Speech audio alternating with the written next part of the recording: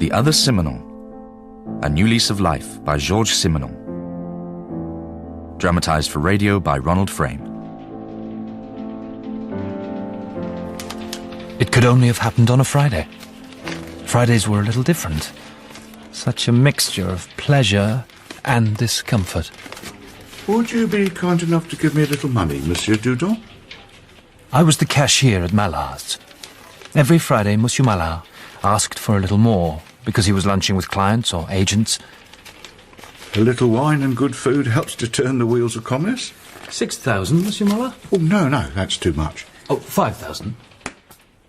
It was simple.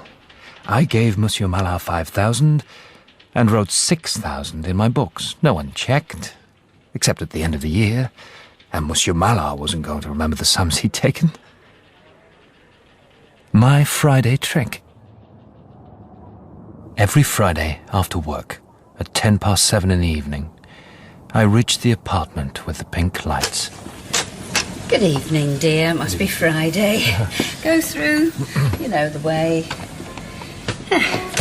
Sit yourself down. Now, what's your news this week? Marcel. She'll be coming in a minute. Is that all right? Let me pour you your favourite. And afterwards, every Friday, contaminated, polluted, I headed straight for church, the late confessional. My son, you will recite 3 decades of the Rosary. Don't you think, Father, that I am a great sinner? We are all great sinners. And if I had no contrition, if I just came here straight out of my sin because I'm afraid to die? How can you know if you have no contrition? Why doubt the grace of God? Tell me, why do you go back to that place? I can't stop myself. And this desire always comes over you on a Friday? Yes, Father. Then try, next Friday when you leave your office, to go into a church first, not afterwards, and pray. Yes, Father. Make yourself go a week, then 2. He made it sound easy, but walking away it didn't seem so. Sin has deep roots. That Friday evening I was crossing the street.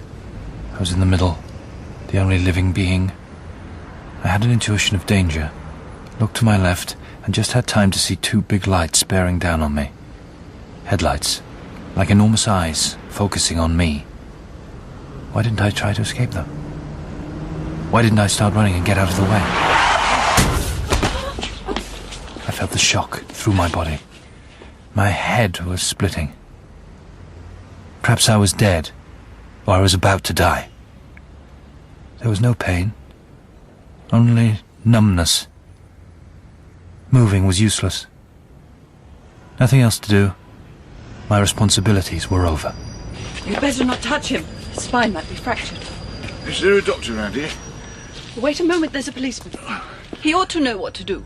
It had no meaning, no importance. Someone seized my wrist to check if my pulse was still beating. He's not dead. Fetch a doctor at once. Call an ambulance. How did it happen? I wasn't going fast. I don't understand what happened. I just turned the corner of the Rue Rodier and I was keeping to the right, and then I saw a figure dart forward. I braked at once. Even so, I knew it was too late. No, sir. That's a lie. I didn't dart forward. Already I was in the middle of the road. That's where I felt the shock of the impact, and where the headlights had followed me to, as if to hunt me down. Someone, a doctor, must have touched a part that hurt. A sharp pain like a light crossed my head from side to side. Thought I heard a cry. Was it from myself? I stopped seeing the stars between the roofs, the legs around me, the faces very far away. Now everything toppled over, everything foundered. Wait! I was being lifted onto a stretcher and into an ambulance. Forgive me, O God. Forgive me for all my sins. You sure it's on the left? It's a private place, a clinic. That's a common or garden hospital, then. The third on the left in the Rue de la Poppe. I've been there before. There's an entrance with a wrought iron lantern each side. Inside the hospital, up in a lift. Nobody asks me anything. Hands are wandering over my body. They're taking off my trousers, my underclothes. My God, forgive me for my sins. The syringe. A nurse pushes the piston to release the air bubbles. They're turning me over. The needle goes into my cracking spine. This time I must be dead. Groping my way towards nothingness. All naked, all dirty, and sticking to my body the smell of sin. What would you say this morning to a cup of coffee and some toast and jam?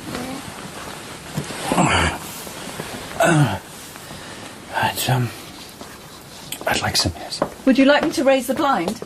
Yes. No. Is there any sun? No, just rain, I'm afraid. Oh, rain's fine. You've got ecchymosis all over your body, Monsieur Dudon. Does it hurt very much? Not much. Comfortable with the tray like that? Yes, that's all right. I've poured out a little coffee to start off. Good, thanks. Okay. You know where you are? No. It isn't an ordinary hospital, is it? No, it isn't an ordinary hospital. You're in Passy, one of the best private clinics in France. It was Monsieur Lacroix-Gibet who sent you here. Who? He insisted you were admitted. Who's he? Who's he? You don't know him? You've never read his name in the papers? His wife's family, the Gibets, they're a big noise in the wine world with their vineyards. Oh, yes, Gibet wines. Everyone knows the name, yes. Not just that. He calls the shots on the municipal council. Knocking you down, he was quite shattered by it. He phones twice a day to ask after you. Does he? Gets put through right away. Top priority, you are. Me? Am I? It's thanks to him Dr. Jourdain arrived so quickly to operate on you. I see. See what? No. It doesn't matter. Is breakfast good? Mm-hmm. Very good. When Monsieur Lacroix-Gibet hears you're better, he'll want to come and see you. He was so upset. Philippe's a wonderful man. You know him well, do you? I don't belong to the clinic. I'm a private nurse. I lived with them for more than a month when Madame had pleurisy. And last summer, Monsieur Philippe had a car accident on the Deauville Road and asked me to come here to look after him.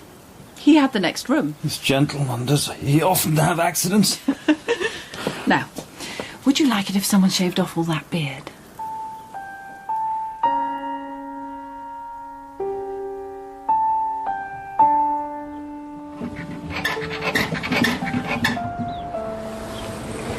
Ah, you're awake. I don't know, am I? I've opened the window today. Oh, what if I throw myself out? You're a strange man, Monsieur Dudon. If you don't mind, I'm going to call you Monsieur Maurice, and you can call me Amarie. I know your name already. Do you now? I've given myself away. I've admitted I was awake and conscious during the doctor's last visits. He always called the nurse by her Christian name, in a familiar way. Is it true you have no family in Paris? I've only my mother left, and she lives in Saintes. I don't think she's been told. Would you like me to write to her for you? It's not worth it. You don't want her to know that you've had an accident? Oh, you're afraid of worrying her. Is that it? No, that is not it. She smiles, Amarie, but she doesn't understand why. I grew up in a house full of sins. In my mother's mouth, sins became living things. They had a weight, a smell. My father, he had lived in sin, and he had ruined us. He ate up my fortune. He left us down and out. That was the drink. The smell of alcohol in the house. He used to hide bottles in every corner, sometimes under his mattress.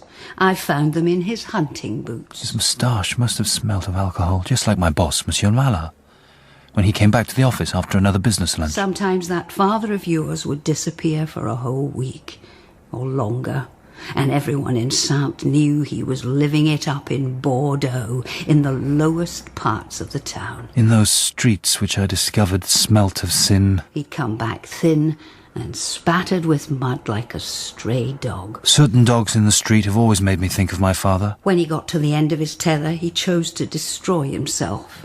He didn't worry what would become of us. She wasn't inventing. She wasn't mad. She was ashamed. Brought down by sin. What does he do? Chooses to cut his throat in a dingy hotel. Been living there for 3 days with another of his loose women.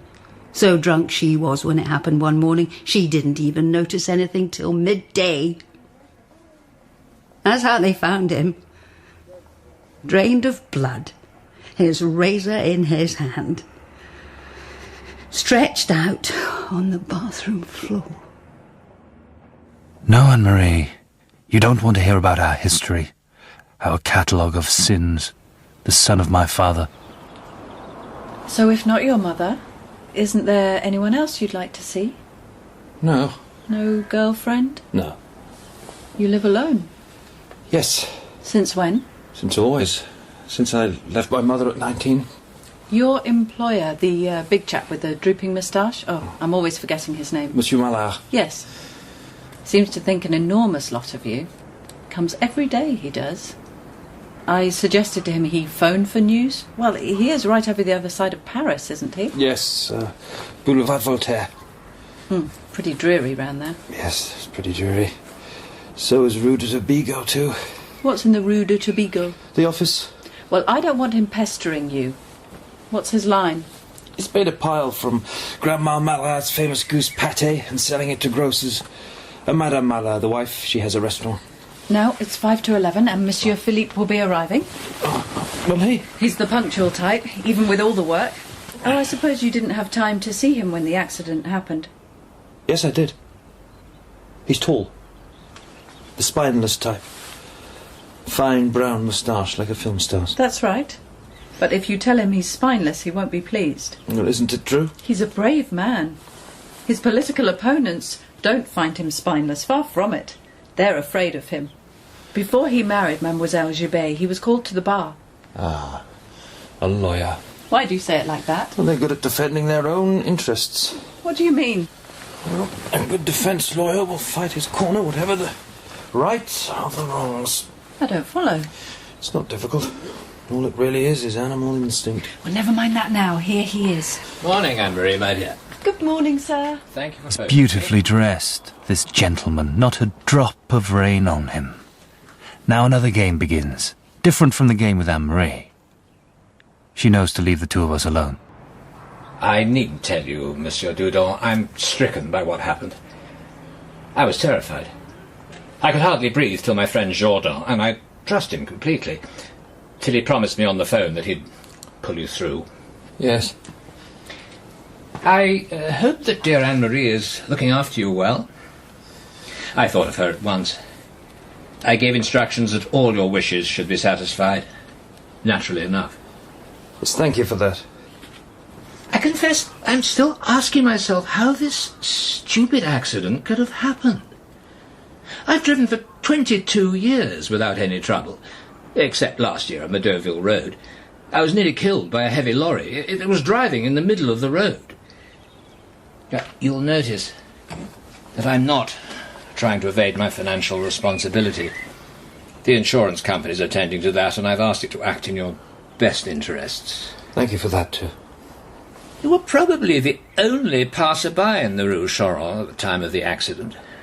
I was alone, yes. But there was an older woman in the paper shop.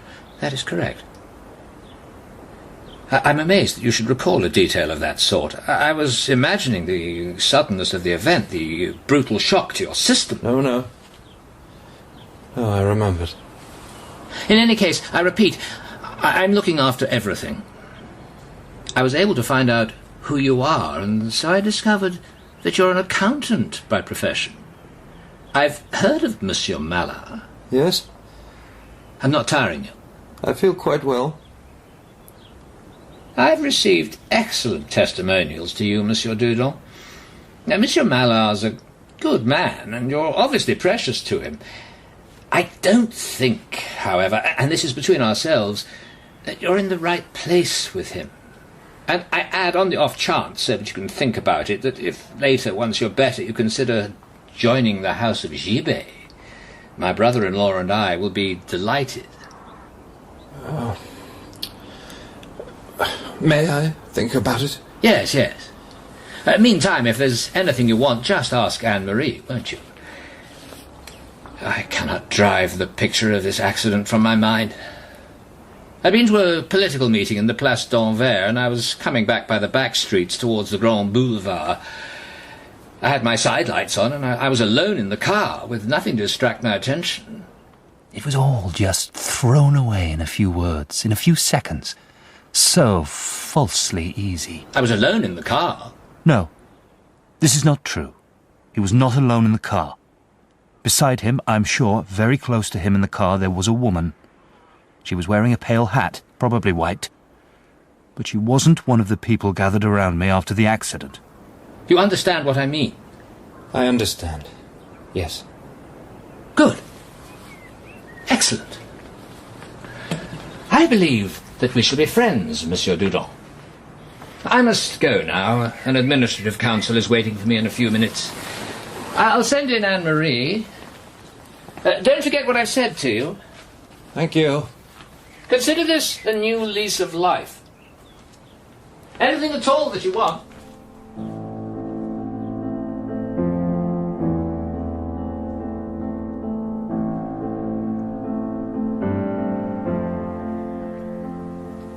Have you lived in that apartment for long? 18 years. You've stayed there from choice? Yes.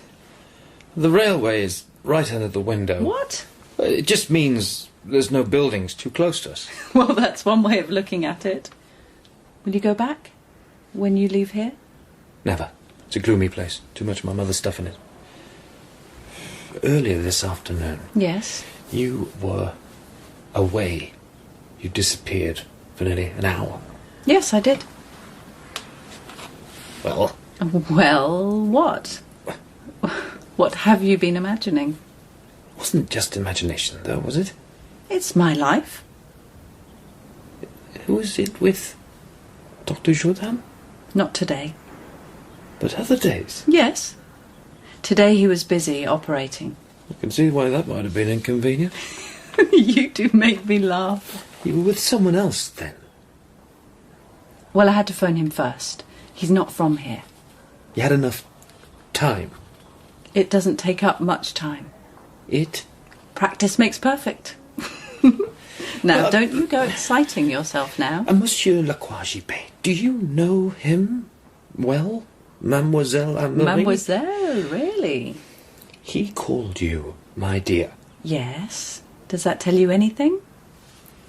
No. There are men who say my dear to every woman who isn't of their He world. called you cheerful. And affectionate. Mm-hmm. You were affectionate with him, Of too. course. Part of the recuperation process. He married his wife for her money. Probably. He deceives her. He does nothing else. You wonder how he has time to be busy with his business and with the municipal council. Is his wife jealous? He doesn't interest her anymore. Probably it is vanity on his part, but he couldn't do without affairs, and without complex ones. Oh, how complex? He's only interested in society women, married to titled or important people. Perhaps he believes it's more difficult with them. Here he was making mysterious phone calls the whole time. Was he indeed? You know something, don't you? I suspected it when he began to phone every day for news of you and gave us so much advice. Yesterday, he asked me a question. He wanted to know if you'd been delirious, what you'd said. Well, did I speak? Oh, yes. What about? About sins? Nothing else? No. He seemed relieved when I said I had nothing to report. Relieved, was he? You do know something about him. Only since yesterday. He is afraid I'll mention the woman. The woman who was with him in the car and disappeared after the accident. You're sure there was a woman? I'm certain of it. It's as clear in my mind as a photograph. Did you recognise her? I don't know her. She was wearing a white hat. Why are you telling me? Confiding in me? Or should I not? Aren't you afraid I might tell him about it? I told you I worked for him and his wife. How long do you think they'll keep me here? I heard them mention 6 weeks. Oh. It's not so much because you need attention as because they want to keep you under observation. Are they afraid I'll go mad? Not necessarily mad. Eccentric? It's not that. The certain cells of the brain might have been affected. Monsieur Lacroix-Gibet just wants to take precautions.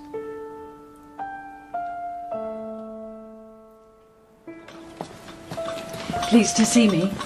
What time did you get back? 4 in the morning. You haven't slept. I haven't been to bed.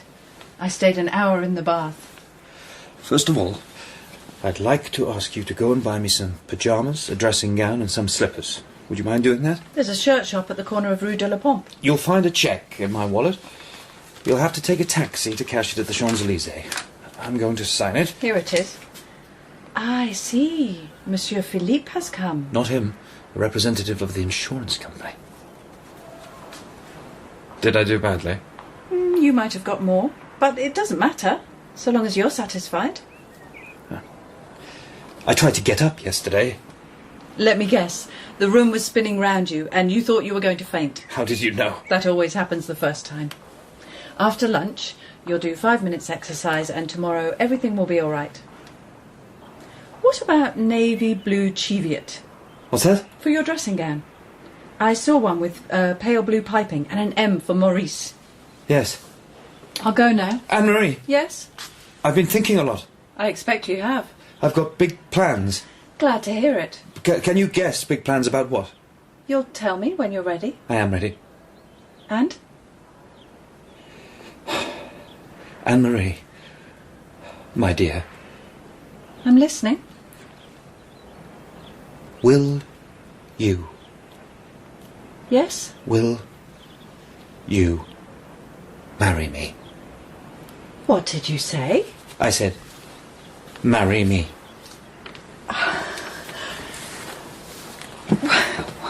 What a strange idea. Why is it a strange idea? Why? I don't know. Because it isn't necessary. Well, Well, what? the answer To what? to the question I asked you. Shh. I've got an errand to run, remember? And then I'll get your lunch after that. But you haven't told me. We have all the time in the world to talk about it.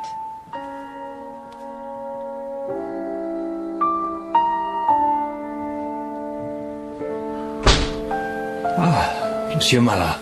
Oh, Monsieur Maurice. Sit down, won't you? As you can see, This morning, before I called you, I managed to get Dr. Jourdan on the line, and from what he told me about your health, I felt encouraged to take this step. Well, coming here, I mean. I wouldn't like you to think, Monsieur Maurice, that I'm only thinking of my own interests. You're the only one who knows my affairs, and so you can imagine the embarrassment in which we find ourselves. We've been muddling by, no better than that. You have several weeks of... he has rehearsed this important speech on the way here, but he is losing the thread. Well, according to the doctor, you might, without damage to your health, give us an hour from time to time. One of the staff would come here for you to help him elucidate the books. He's speaking surely without conviction, without hope. We should keep to the most urgent matters, of course. And I thought that if little Monsieur Bellini were to, My own voice is dry, but I can't do anything about that. I'm very sorry to disappoint you, Monsieur Mallard. When you phoned me this morning, I was just about to write my letter of resignation.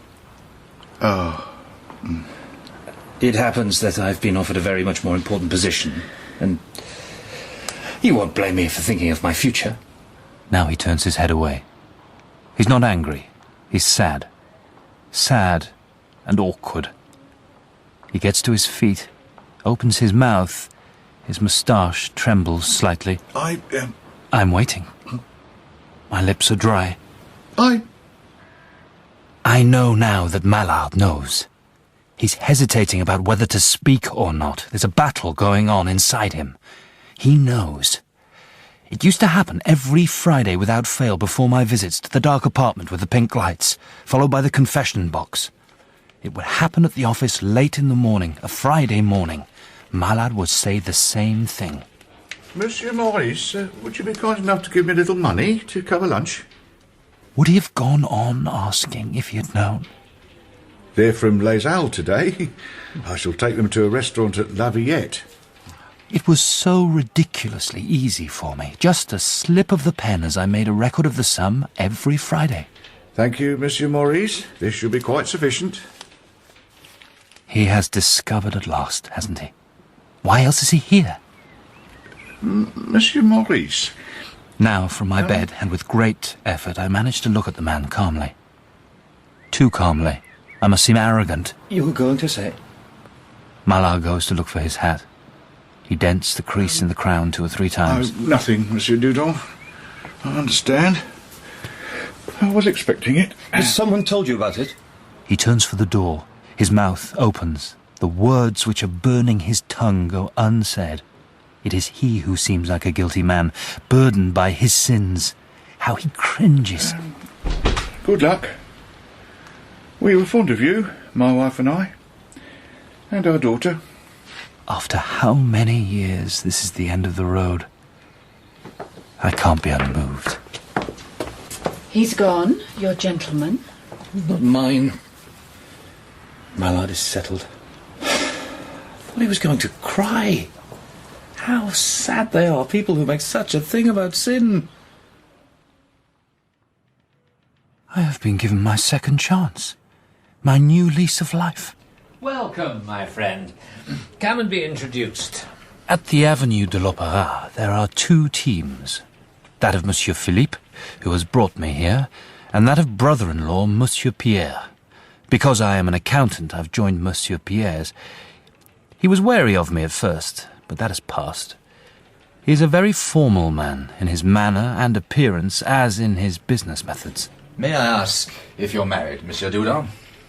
Yes, sir, I am now. I take your word for it. If I ask you this question, it isn't that I personally attach importance to it, but you're called on to be in contact with people who have settled ideas on the subject.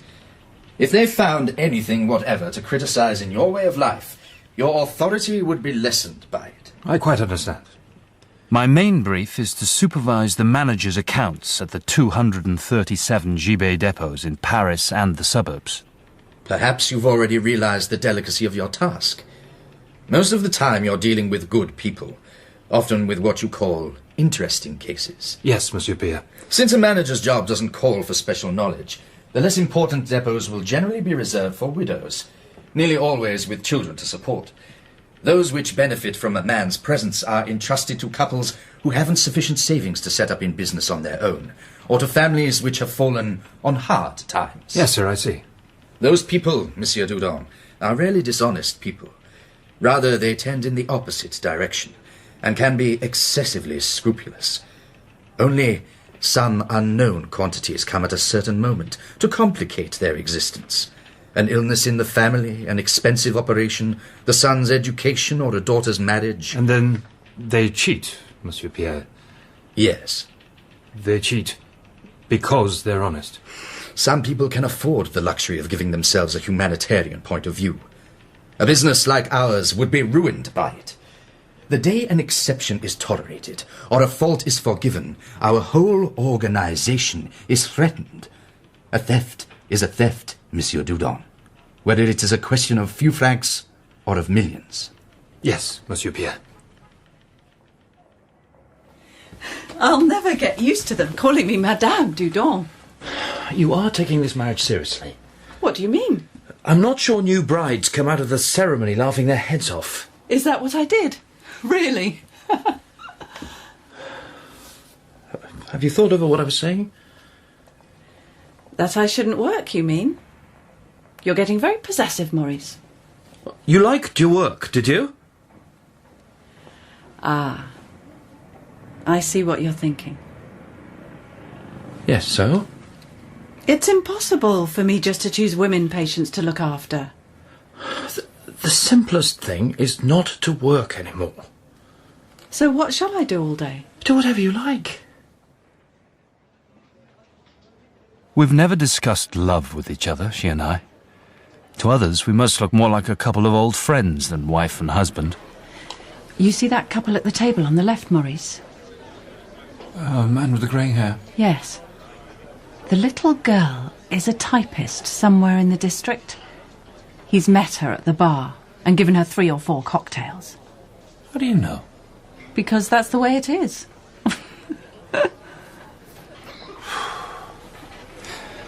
Tell me.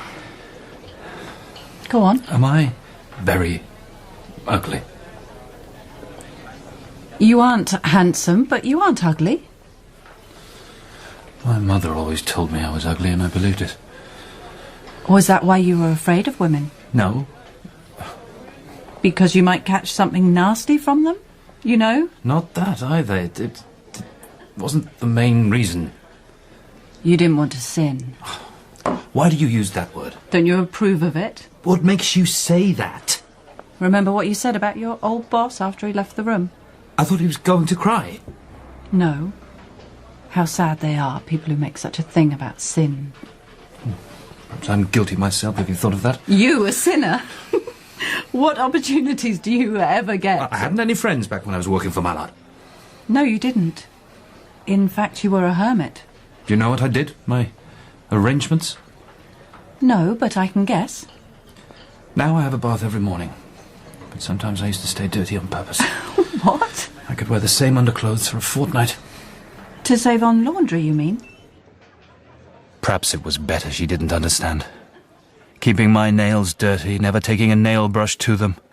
Washing my hair once in a blue moon. Smelling myself like an animal in its lair. An animal with sin. Your good health. Yes. This bar is one of Paris's best-kept secrets. Is it? Yeah, it's very grand. Well appointed. Yes. And discreet. And you come here? Every now and then, yes. I see. You're happy these days, Monsieur Dudon? Yes, I think so, Monsieur Philippe. You don't bear me too much of a grudge for knocking you down. Oh, I've never borne you a grudge.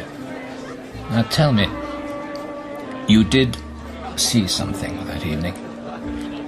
I don't know what you're referring to. Oh, come on. You've shown yourself discreet. That word again. Yeah, discreet. And believe me, I'm grateful for it. Between ourselves, that evening there was a woman with me. By the greatest of chances, with the best and most honourable of intentions. And it happens she was the wife of a diplomat much in the public eye. He's happily just been sent to another country. You did see her? She was wearing a white hat. That's correct. And a little white veil. I don't know why I was convinced that you'd seen her.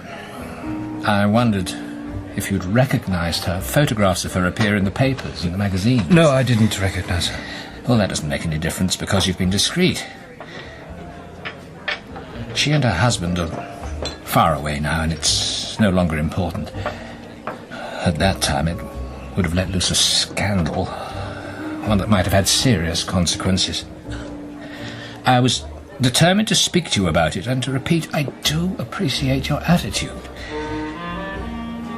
I hear you've been doing sterling work for us, my good fellow, rooting out the depot folk who've been hoodwinking us. Officially, I've been on holiday since midday, but I was determined to see you. Thank you, Dr. Jourdain, but I'm only here because Monsieur Lecroix-Gibet insisted. Indeed, he did, for the best of reasons. Oh, I'll sit here, shall I? Yes, please. Now, let's see. Giddiness. Sometimes. With sharp pains? It generally begins with a pain. Uh-huh. I'll try to explain. I make a movement, no more violent than the others, and I suddenly feel as if something is moving under my skull. Ah, you don't see black spots? I haven't noticed. You've worked a lot recently, they tell me. Do they? Well, what else have they been saying about me? Just that you were taking your work very much to heart. Of quite a high strike rate with the offenders. I don't feel at all tired. I should now like to make a more thorough examination, Monsieur Dudon. If you will come with me, please.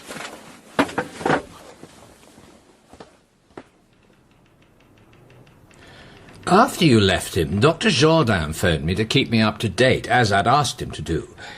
Now, I've managed to get my brother-in-law on the line, and he's completely in agreement with me. That I should take time away. A holiday, yes. Holiday? You'll leave tomorrow morning. Now, there remains a small matter to settle between us. This isn't an ordinary holiday, since it's been brought about by your accident, so it's understood that your expenses and your wife's will be charged to me. I'm sorry, I need to answer this. Yes.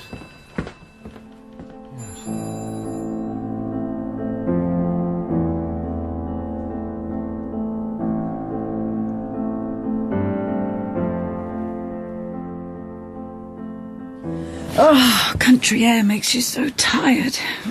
Comfy bug bed, this. If you're tired enough, then anything feels comfortable. Spoiled sport. I thought you might be in the mood for some romance. Thought you were tired. Shh. Can you hear them? Through the wall. What? The garage owner's wife. The one who's here on her own? Yeah, with her little boy. She's not alone now. Isn't she afraid about the boy? He's going to wake up. What would he see in the darkness? Did you really start when you said? Yes, 15. You knew it was wrong. I understood it wasn't very nice. You did it all the same. One's got to do something. And you had no remorse. What do you want me to say? That I thought I was a bad girl? Oh, well, yes. I wasn't the only one, though. Anyway, I was in a blue funk about a lot of things. And afterwards? Afterwards? When you lived in Paris? Does that interest you very much? Yes. Oh, you mean the Dr. Jourdains, the La Croix-Gibets, the ones I went off with on Saturday evenings because they had a car? I wasn't ashamed, no. You never made confession. I'm not even baptised. Your mother's very Catholic, isn't she? Yes. Perhaps that's it. Perhaps that's what? Your sin obsession. Obsession? Sin complex, then. Oh, you're mocking me. Shh. Oh, shh. Listen. Those two are at it again. Filth!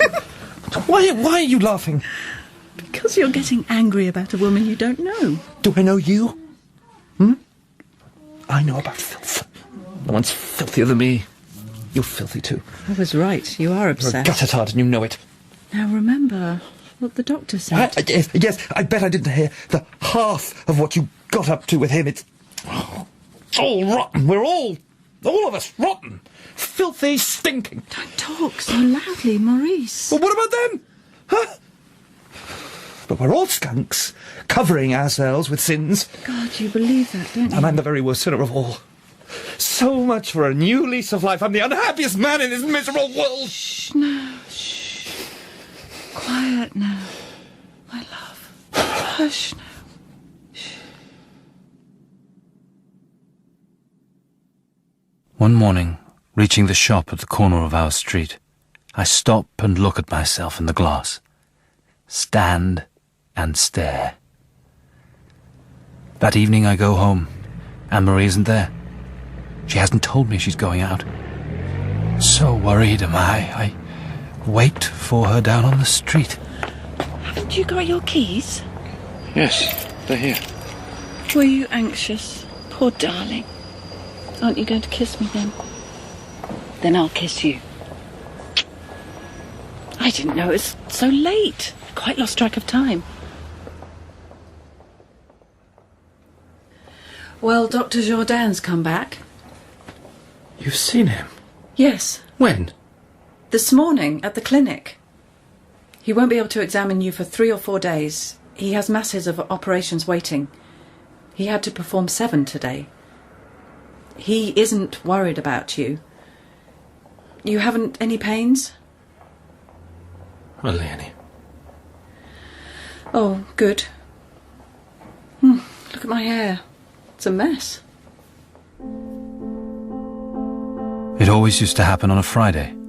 On Fridays I didn't go straight home. I had my weekly routine. And so now, starting again, it has to be on a Friday. It could only be.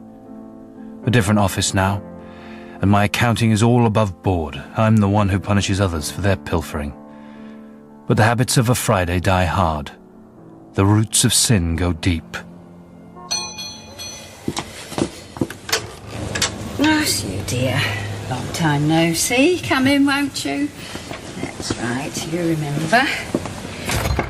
Yeah, we'll go through. Now, it's for Nicole, isn't it? No, No, I didn't catch that. Yes, Nicole, that's the one. You wait here. And it has to be a Friday for the other place afterwards. I'm listening. Speak as you must. Father, I accuse myself. Accuse yourself of... What would that be now? That I am the greatest of sinners. Father, I don't... Don't what, my son? I don't believe. You understand? I don't believe. I don't... Try not to speak. But, Father, I am... Calm yourself. And never forget that the mercy of the Lord is infinite. Meditate and pray. Yes, Father. Now, whenever you feel in distress... What is the use? I'm no longer listening. I'm waiting for the first 3 decades of the Rosary. Maurice? Is that you? I haven't told Anne-Marie about anything. She doesn't know it was on Fridays that I used to come home late. Tired, Maurice? No. Worked hard? Yes. She's looking at me oddly, my wife, as if she can tell my eyes have begun to look inward. Let's eat, shall we? Yes. If you give me your plate? Like this, we have our routines. Like this, we have our sins. Our guilt, our penance. I force a smile for her. That's better. What is it? Your glass. Cheers. This I know. Anne-Marie and I, we shall never dare to leave each other now. Bon appetit, my dear.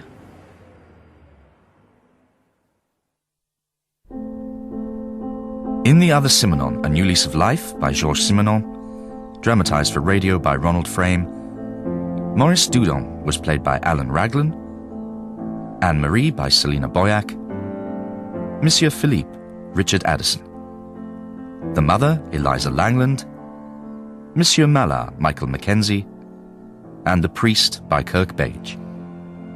Other parts were played by the cast. A New Lease of Life was a BBC Scotland production, produced and directed in Glasgow by David Ian Neville.